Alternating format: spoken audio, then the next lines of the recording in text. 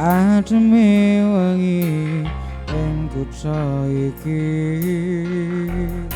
sing dadi saksi kowe larane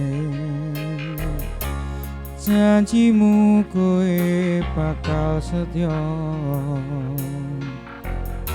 nanging kowe malah lunga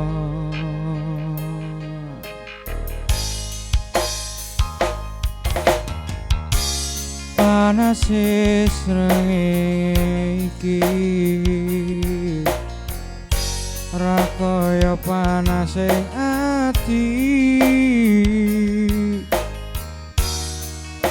kowe ngelarani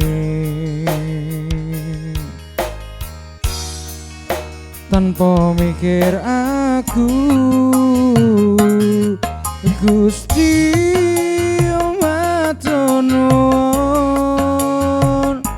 sampun ngadone kula kalih cewek